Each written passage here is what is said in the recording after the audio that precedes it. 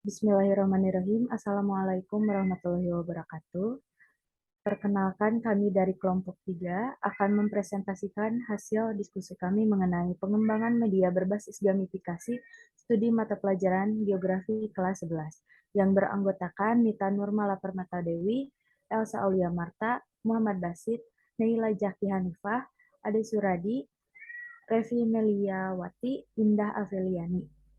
Untuk mengefektifkan waktu, langsung saja kepada pemateri 1, silakan kepada Nita, dipersilakan.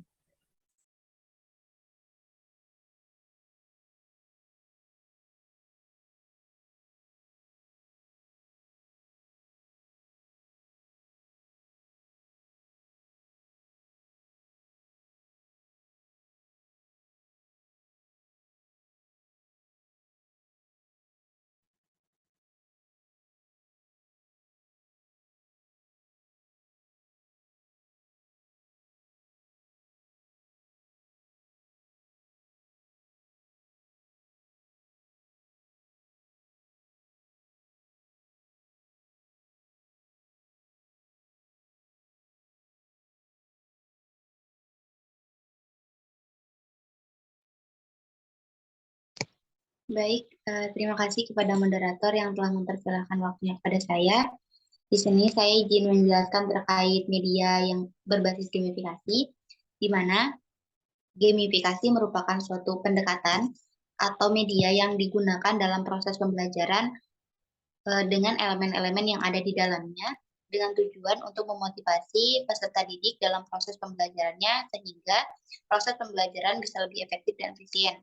Selain itu, media gamifikasi juga digunakan sebagai salah satu alat yang menangkap hal-hal menarik dari minat dan bakat dari peserta didik itu sendiri, sehingga nantinya mampu menginspirasi peserta didik dalam melakukan proses pembelajaran ke depannya.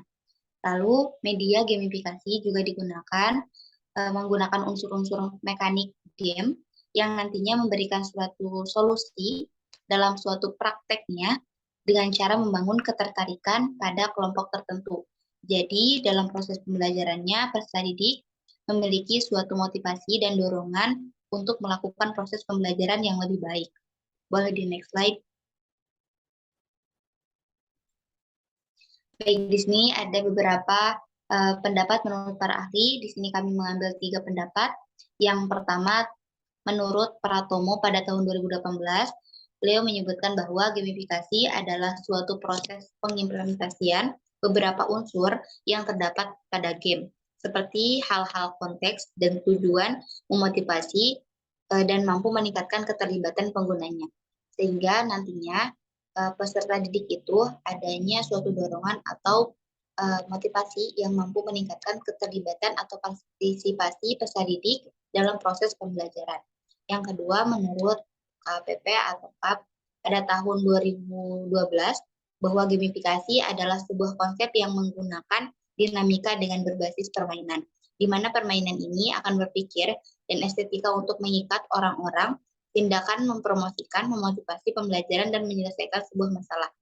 Jadi, menurut pendapat tersebut, bahwa gamifikasi nantinya akan mengikat peserta didik sehingga bisa berkomitmen untuk meningkatkan motivasi belajarnya melalui games-games yang mereka lakukan. Selanjutnya, menurut Glover, bahwa gamifikasi merupakan motivasi atau tambahan untuk menjamin peserta didik mengikuti kegiatan pembelajaran secara lengkap. Ketertarikan ini sendiri dapat diartikan sebagai ketersediaan peserta didik untuk berpartisipasi yang di mana peserta didik sebagai tindakan menata konstruksi yang meliputi keterlibatan perilaku, kognitif siswa, dan emosi dalam belajar. Menurut pendapat ini bahwa gamifikasi nantinya akan mempengaruhi peserta didik dalam proses pembelajarannya sehingga partisipasi yang dilakukan oleh peserta didik dapat melibatkan emosional mereka untuk melakukan proses pembelajaran yang lebih baik. Mungkin itu yang saya sampaikan. Terima kasih. Saya serahkan lagi kepada moderator. Baik, terima kasih kepada Nita yang telah menyampaikan materinya. Untuk materi selanjutnya, akan disampaikan oleh saya sendiri, yaitu mengenai proses pengembangan media berbasis gamifikasi. Nah, dalam hal pendidikan, gamifikasi merupakan suatu kemungkinan peserta didik untuk menerima umpan balik langsung mengenai perkembangan mereka di dalam kelas dan penghargaan terhadap tugas yang diselesaikan. Jadi dapat disimpulkan bahwa gamifikasi itu sendiri adalah bagaimana membuat sebuah kegiatan menjadi menyenangkan, sehingga jika kita dapat menerapkan gamifikasi dalam setiap aspek kehidupan, maka hidup kita akan lebih menyenangkan. Dalam proses implementasinya, gamifikasi ini ada beberapa pertanyaan di bawah ini yang perlu menjadi pertimbangan. Apakah konsep gamifikasi tersebut digunakan berhasil atau membangun engagement bagi siswanya. Untuk step pertama yaitu apakah siswa sebagai pemain dapat memahami rules dari permainan tersebut. Untuk yang kedua, apakah objektif yang diberikan terlalu sulit atau terlalu sulit bagi siswa. Untuk step yang kedua yaitu apakah siswa benar-benar tertarik dan terlibat dalam proses pembelajaran dengan konsep game yang diberikan oleh guru tersebut. Untuk yang selanjutnya yaitu bagaimana challenge dan objektif dapat meningkatkan kecakapan dan keterampilan siswa. Untuk step yang terakhir yaitu bisakah instruktur atau guru memantau progres perkembangan siswa sebagai bahan evaluasi. Next slide. Nah, untuk selanjutnya yaitu mengenai langkah-langkah penerapan gamifikasi dalam pembelajaran. Untuk yang pertama ada kenali tujuan pembelajaran terlebih dahulu. Untuk yang kedua yaitu tentukan ide bahasan yang akan dibahas. Untuk yang ketiga yaitu buat skenario permainan yang akan dimainkan di dalam kelas. Untuk yang keempat, buat desain aktivitas pembelajaran. Untuk yang kelima yaitu bangun kelompok-kelompok agar setiap siswanya mampu bekerja sama dalam gamifikasi ini. Untuk yang keenam yaitu terapkan dinamika permainan. Mungkin sekian yang dapat saya sampaikan. Dikembalikan langsung saja kepada materi yang selanjutnya yaitu akan disampaikan oleh Muhammad Basit. Kepadanya disilakan.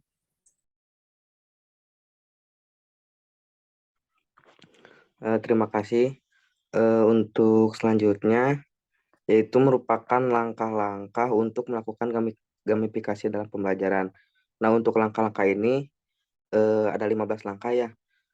Yang pertama yaitu pecah materi pelajaran menjadi bagian-bagian khusus, lalu berikan kuis di setiap akhir bagian tersebut dan beri award atau hadiah bagi peserta atau siswa berupa sebuah lencana virtual jika mereka lulus kuis. Nah, hal tersebut bisa memotivasi siswa gitu ya, supaya lebih serius dalam mengerjakan soal-soal yang ada di dalam game tersebut. Lalu yang kedua, pisahkan materi ke dalam level-level yang berbeda dan berjenjang.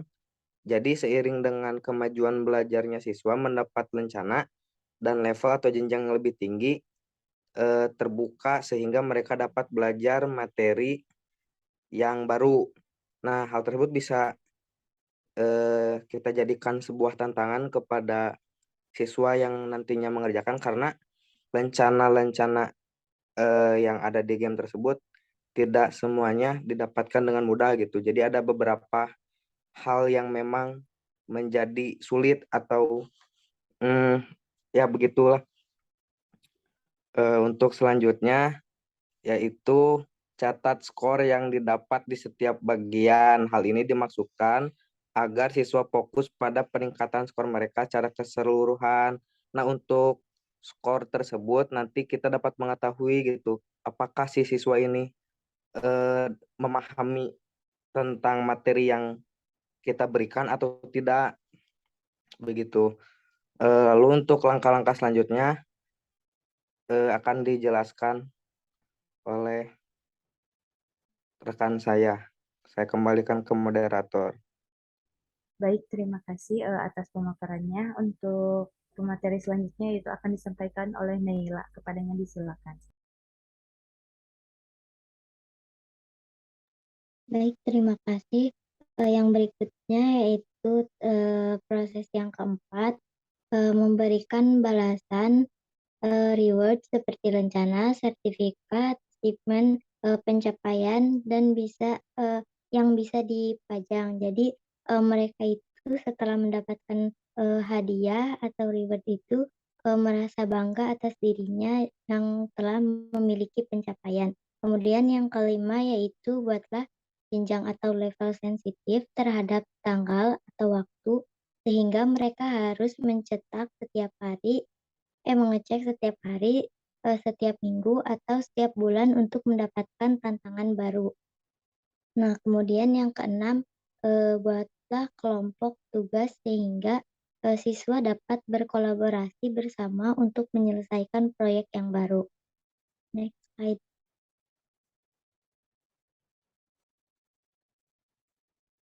Nah, kemudian yang ketujuh yaitu diharapkan mengenalkan konsep quest atau pencarian atau epic meaning, pemaknaan epik di mana siswa dapat menyerahkan karyanya yang dapat memperkuat norma belajar atau kultural. Nah, yang kedelapan yaitu beri siswa insentif untuk men-share dan mengomentari pekerjaan temannya. Hal ini mendorong budaya knowledge sharing atau, jadi siswa dapat saling, berbagi. Nah, kemudian yang kesembilan yaitu beri kejutan dengan hadiah bonus ekstra ketika siswa lulus tantangan yang baru. Sekian. Baik, terima kasih. Untuk materi selanjutnya akan disampaikan oleh Ade Suradi. Kepadanya disilakan. Baik, materi yang ke-10 yaitu buat tekanan buatan dengan menggunakan kondom hitung mundur pada berbagai kuis. Cara ini akan membuat siswa menghadapi tantangan dengan batasan waktu. Yang ke-11, ambil rencana atau reward-nya bila siswa tidak lulus tantangan tertentu.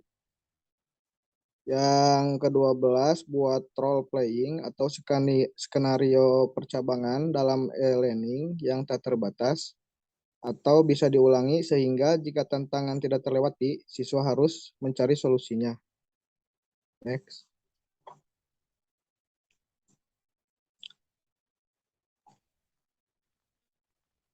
Selanjutnya, yang ke-13, kenalkan karakter yang membantu dan menghalangi siswa dalam perjalanan belajarnya.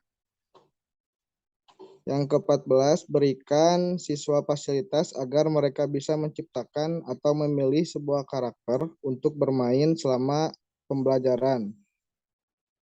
Yang ke-15, tampilkan leaderboard atau papan klasemen yang menunjukkan performa seluruh siswa lintas departemen, geografi, dan spesialisasi untuk mendorong semangat kompetisi dan kolaborasi.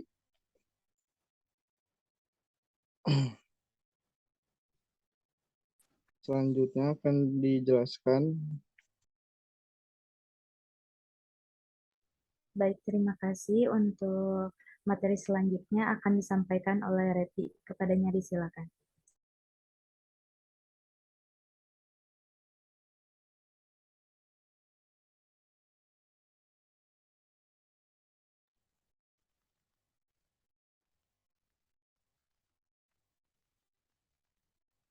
Ya, yang selanjutnya ada MDA atau mekanik, dinamis, dana static framework.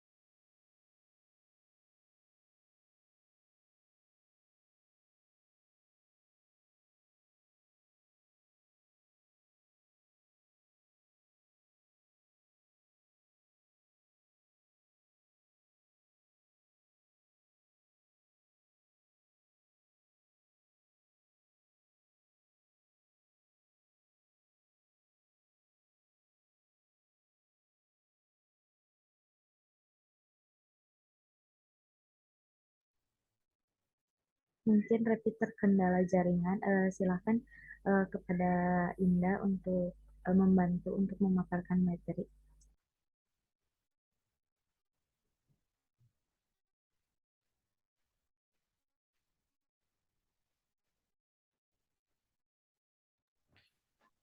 Baik, di sini terdapat mekanik, dinamik, dana estetik, dan framework.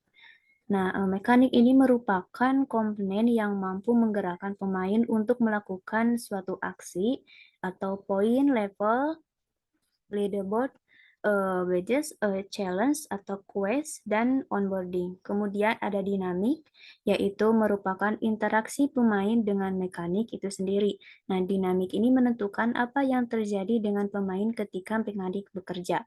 Kemudian ada estetik, yaitu merupakan harapan respon emosi dari pemain ketika menggunakan game tersebut.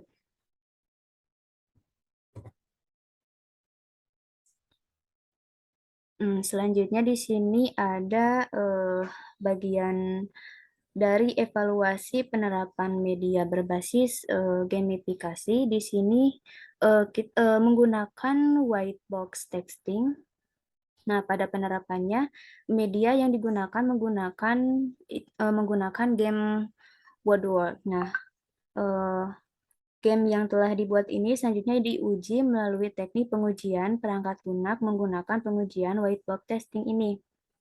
Nah, white box testing ini merupakan salah satu cara yang menguji suatu aplikasi dengan cara melihat modul untuk mendapatkan penelitian dan menganalisa aplikasi game atau gamifikasi. Nah, di sini terdapat cara-caranya itu yang pertama login World, kemudian pada menu utama dan kemudian masuk mulai dan mainkan game, kemudian bisa dilihat pada peringkat, dan ketika sudah selesai, kita keluar atau end. Mungkin penjelasan dari saya cukup sekian, saya kembalikan lagi kepada moderator.